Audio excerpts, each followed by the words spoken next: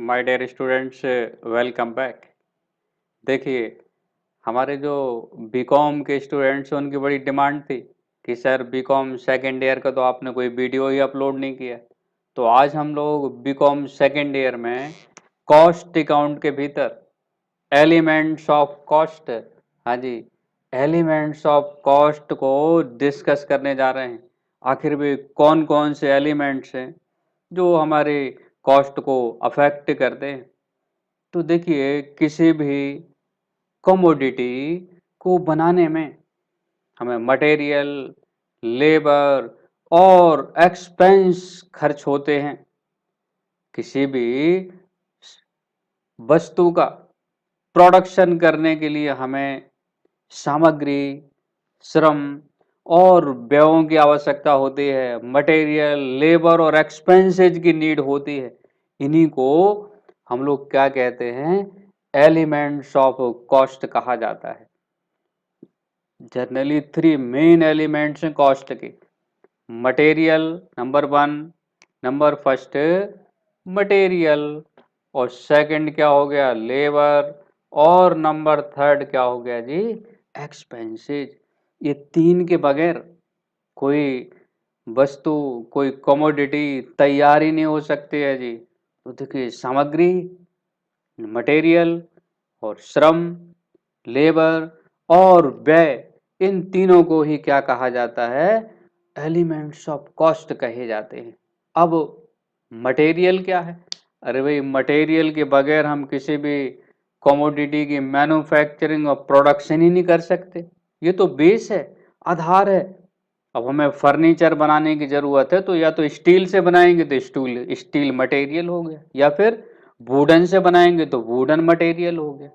तो किसी भी कमोडिटी या वस्तु का निर्माण बिना मटेरियल के, विदाउट मटेरियल के, बिना सामग्री के नहीं हो सकता है जी। और ये मटेरियल दो तरह का होता है। कितने तरह की? दो तरह का। नंबर फर्स्ट, डायरेक्ट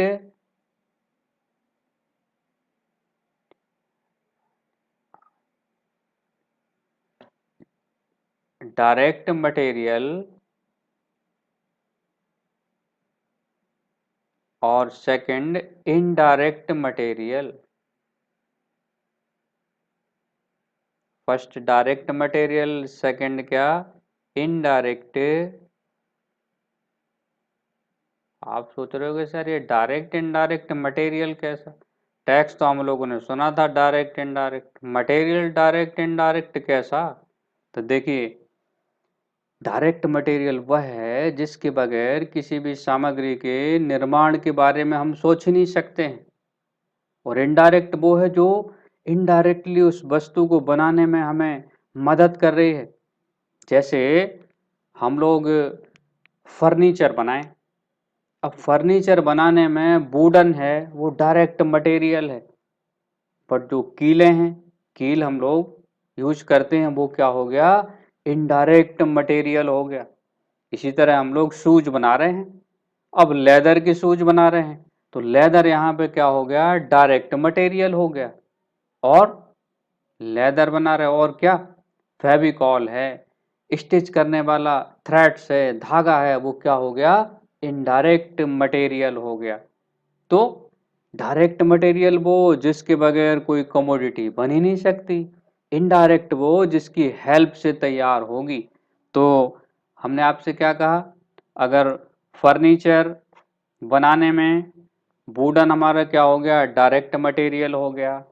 और हम लोग अगर मान लो सब शक्कर बना रहे, शुगर बना रहे, तो शुगर केन हो गया डायरेक्ट मटेरियल। ठीक। और अगर हम लोग क्या बना रहे हैं? शूज बना रहे हैं तो लेदर हो गया डायरेक्ट मटेरियल। हाँ, इनडायरेक्ट क्या हो गया? वहाँ कीलें हो गई इनडायरेक्ट मटेरियल। शूज बना रहे तो धागा हो गया इनडायरेक्ट मटेरियल। शुगर बना रहे तो शुगर साफ करने के लिए यूज होने वाला केमिकल हो गया इनडायरेक्ट मटेरियल। तो दो तरह के मटेरियल हो गए, डायरेक्ट मटेरियल और इनडायरेक्ट मटेरियल। अब आता है लेबर की बात। अरे लेबर के बगैर, अगर चलो हमारे पास सम मटेरियल है डायरेक्ट इनडायरेक्ट, लेकिन लेबर नहीं है, विदाउट लेबर किसी भी कमोडिटी को हम तैयार कर ही नहीं सकते। और लेबर भी टू टाइप का होता है। कितने टाइप का होता है जी? टू टाइप का। फर्स्ट कौन सा लेबर हो गया? Direct labour. Second indirect labour. इसमें भी ऐसे ही है, डायरेक्ट लेबर। और सेकंड हो जाएगा जी इनडायरेक्ट लेबर। इनडायरेक्ट।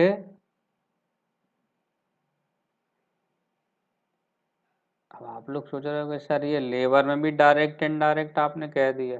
अरे भाई, जैसे फर्नीचर बनाने वाले कारपेंटर का श्रम कौन सा लेबर हो जाएगा? डायरेक्ट लेबर हो जाएगा। शूज बनाने वाले कारीगर का लेबर भी कौन सा लेबर हो जाएगा? डायरेक्ट लेबर हो जाएगा। बट अब एक व्यक्ति वहां सुपरवाइज कर रहा है, सुपरविजन करता है, तो उसका लेबर क्या हो जाएगा? इनडायरेक्ट लेबर हो जाएगा। ठीक है।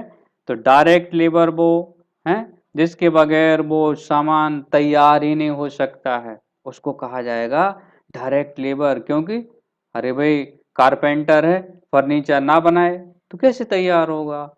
इसी तरह जो शूज बनाने वाला है पर्सन, तो शूज ना बनाए तो शूज तैयार नहीं होगा। तो डायरेक्ट लेबर, जैसे कपड़े स्टिच करने वाले टेलर का श्रम भी डायरेक्ट लेबर होगा हैं। और मकान बनाने वाले मैसन का लेबर भी डायरेक्ट लेबर होगा। अब आता है इनडायरेक्ट लेबर। ठीक। इनडायरेक्ट लेबर वह है जो डायरेक्टली इन्वॉल्व नहीं है प्रोडक्शन प्रोसेस, बट इनडायरेक्टली वो हेल्प करता है। जैसे वॉचमैन गेट पर फैक्ट्री के, उसका लेबर इनडायरेक्ट लेबर हो गया। सुपरवाइजर का लेबर इनडायरेक्ट लेबर हो गया। या फिर चौकीदार तो हो ही गया, तो इनडायरेक्ट लेबर। अब एक्सपेंसेस भी दो तरह के होते हैं जी, हैं। डायरेक्ट एक्सपेंसेस, एक्सपेंसेस भी कितने टाइप के? टू टाइप के। डायरेक्ट, डायरेक्ट एक्सपेंसेस और इनडायरेक्ट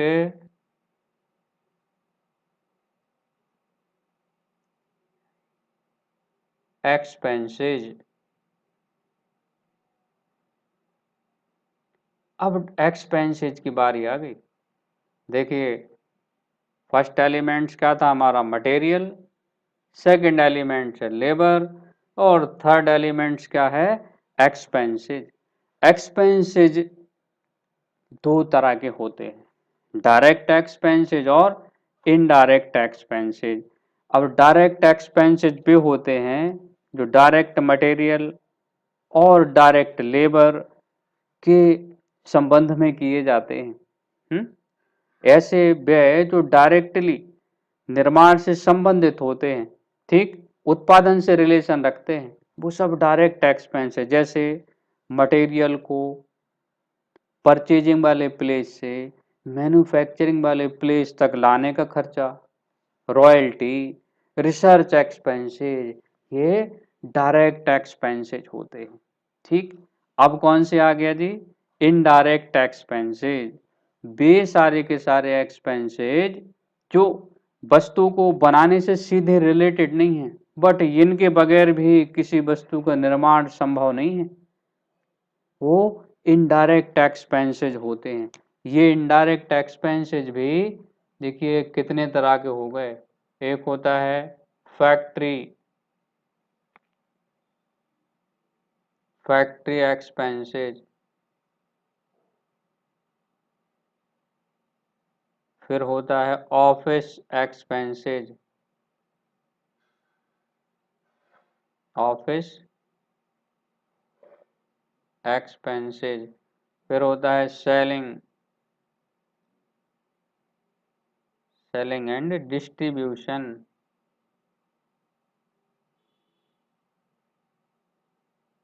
एक्सपेंसेस। तो देखिए इनडायरेक्ट एक्सपेंस भी कितने तरह के डिवाइड हो गए? थ्री पार्ट्स में डिवाइड हो गए। फैक्ट्री एक्सपेंस यानी फैक्ट्री ओवरहेड भी कहा जाता है। डायरेक्ट के अलावा किसी वस्तु को बनाने में जो सामग्री, डायरेक्ट लेबर, डायरेक्ट एक्सपेंस और डायरेक्ट मटेरियल को प्लस कर दिया है तो आ जाती है प्राइम कॉस्ट। तो प्राइम कॉस्ट होने के बाद जो भी खर्च होते हैं उन्हें ओवरहेड कहा जाता है। तो इन्हें फैक्ट्री ओवरहेड, ऑफिस ओवरहेड और ये सेलिंग एंड डिस्ट्रीब्यूशन ओवरहेड भी कहे जाते हैं। फैक्ट्री एक्सपेंस कौन से होते हैं? वो सारे के सारे एक्सपेंसेज जो कारखाने में किए जाते हैं, फैक्ट्री में किए जाते हैं, वो सब फैक्ट्री एक्सपेंसेज है। फैक्ट्री से related factory lighting, factory fuel, factory power, factory का रेंट है, फैक्ट्री में मशीनों का डेप्रिसिएशन, ये सब कौन से एक्सपेंसेज हैं? फैक्ट्री के एक्सपेंसेज हैं। फैक्ट्री मैनेजर की salary, unproductive wages, wages direct expense में चली जाएगी, प्रोडक्टिव है तो अनप्रोडक्टिव वेजेस। इसी तरह ऑफिस एक्सपेंसेज, अरे वो सारे के सारे एक्सपेंसेज जो ऑफिस में किए जाते हैं, सामान जब तैयार हो जाता है तो ऑफिस में होते हैं। ऐसे व्यय जो वस्तु को विक्रय योग्य बनाने और फैक्ट्री के मैनेजमेंट में किए जाते हैं वो सब ऑफिस ओवरहेड कहलाते हैं, ऑफिस एक्सपेंसेज कहलाते हैं। नॉर्मल डायरेक्टर की फीस हो गई, ऑफिस का रेंट हो गया, ऑफिस का इंश्योरेंस हो गया, telephone charges, bank charges, legal charges, sundry expense, ये सभी ऑफिस के एक्सपेंसेज हो गए। अब आता है सेलिंग एंड डिस्ट्रीब्यूशन एक्सपेंसेज, किसी वस्तु को बेचने में और डिस्ट्रीब्यूट करने में जो खर्च हो रहे हैं वो सेलिंग एंड डिस्ट्रीब्यूशन एक्सपेंसेज कहलाते हैं। जैसे एडवर्टाइजमेंट एक्सपेंसेज और कस्टमर को दी गई रिबेट या डिस्काउंट, सेलिंग एजेंट का कमीशन, या डिस्ट्रीब्यूशन में जो डिलीवरी वैन है उनके खर्चे हैं, उनके चलाने वालों के खर्चे हैं, ड्राइवर की सैलरी है, पेट्रोल के खर्चे हैं, ये सब हो जाते हैं हमारे सेलिंग एंड डिस्ट्रीब्यूशन एक्सपेंसेस। तो ये एलिमेंट्स ऑफ कॉस्ट हो गए, आपको हमें लगता है समझ आ गए होंगे। फर्स्ट मेन एलिमेंट्स हो गया मटेरियल, कितने टाइप का? 2 टाइप का, डायरेक्ट मटेरियल और इनडायरेक्ट मटेरियल। लेबर भी 2 टाइप की, डायरेक्ट लेबर और इनडायरेक्ट लेबर। और एक्सपेंसेज, डायरेक्ट एक्सपेंस और इनडायरेक्ट एक्सपेंस। अब हम लोग थोड़ा सा क्लासिफिकेशन ऑफ कॉस्ट और चलो देख लेते हैं। क्लासिफिकेशन ऑफ कॉस्ट बहुत सिंपल है, अभी हाल आप लोग सीख जा रहे हैं 5 मिनट के भीतर। क्लासिफिकेशन ऑफ कॉस्ट, ठीक है ना। लागत का वर्गीकरण भी इसको कह देते हैं हम लोग। एलिमेंट्स ऑफ कॉस्ट के बाद क्या हम लोग देख रहे हैं? Classification of cost. देखो कॉस्ट को कैसे क्लासों में डिवाइड किया गया है। सबसे पहले आती है प्राइम कॉस्ट। कौन सा कॉस्ट? Prime cost. फिर आता है फैक्ट्री कॉस्ट, और फिर आता है ऑफिस कॉस्ट,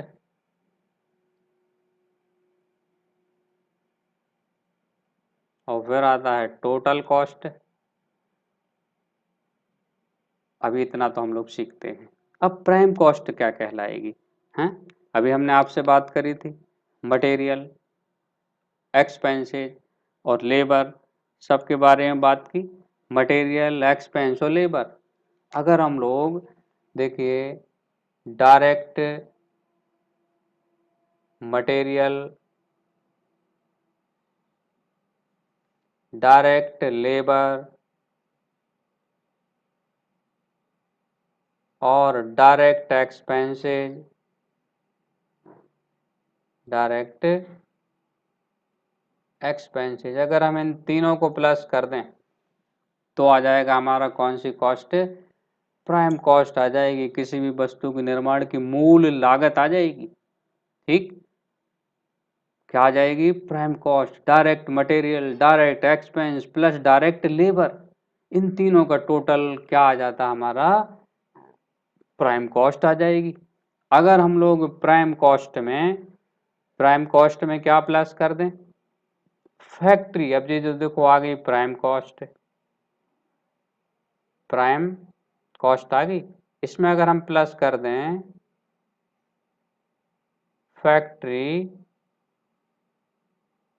ओवरहेड, अगर हम प्राइम कॉस्ट में फैक्ट्री के खर्च और प्लस कर दें तो क्या आ जाएगी हमारी फिर फैक्ट्री कॉस्ट। बड़ा ही simple, prime cost plus factory overhead जो आएगा वो क्या कहलाएगा हमारा फैक्ट्री कॉस्ट आ गई। अब देखो ये फैक्ट्री कॉस्ट हो गई, फैक्ट्री कॉस्ट। अगर फैक्ट्री कॉस्ट में हम लोग ऑफिस के एक्सपेंसेस और प्लस कर दें, फैक्ट्री कॉस्ट में क्या प्लस कर दें ऑफिस ओवरहेड। अगर हमने इसमें ऑफिस को ओवरहेड और प्लस कर दिए तो ये आ जाएगी ऑफिस कॉस्ट। ठीक, प्राइम कॉस्ट कैसे आएगी, direct expense direct labour plus direct material, तो प्राइम कॉस्ट आ गई। प्राइम कॉस्ट में आप ऐड कर दो फैक्ट्री ओवरहेड तो आ जाएगी फैक्ट्री कॉस्ट। फैक्ट्री कॉस्ट आने के बाद अगर उसमें हमने ऑफिस के खर्च और प्लस कर दिए तो क्या आ जाएगी ऑफिस कॉस्ट। और ऑफिस कॉस्ट में हम प्लस कर दें सेलिंग एंड डिस्ट्रीब्यूशन ओवरहेड। अगर हम ऑफिस कॉस्ट में selling and distribution overhead plus कर दें तो क्या आ जाएगा टोटल कॉस्ट आ जाएगी। और अगर टोटल कॉस्ट में क्या कर दें, अगर हम लोग टोटल कॉस्ट में प्लस कर दें एस्टिमेटेड प्रॉफिट तो हमारा आ जाएगा सेलिंग प्राइस जो हमें लेनी है कस्टमर से। तो देखिए कॉस्ट का क्लासिफिकेशन बहुत सिंपल है, prime cost direct material direct labour plus direct expense called prime cost. Prime cost plus factory overhead जो आएगा वो क्या कहलाएगा फैक्ट्री कॉस्ट और manufacturing cost. Factory cost plus office overhead, factory cost में ऑफिस ओवरहेड जोड़ दिए तो क्या आ जाएगी office cost. Office cost plus selling and distribution overhead called total cost. और टोटल कॉस्ट में अगर एस्टिमेटेड प्रॉफिट और प्लस कर दिया तो क्या आएगा सेलिंग प्राइस। तो हमें लगता है कि आप लोग को एलिमेंट्स ऑफ कॉस्ट और कॉस्ट का क्लासिफिकेशन क्लियर हो गया होगा। नेक्स्ट वीडियो में हम लोग आगे कॉस्ट शीट तैयार करना सीखेंगे, कॉस्ट शीट कैसे बनती है। ठीक, तो आप लोग वीडियो कंटिन्यू देखते रहिए और शेयर जरूर कीजिए अपने साथियों को। Thank you.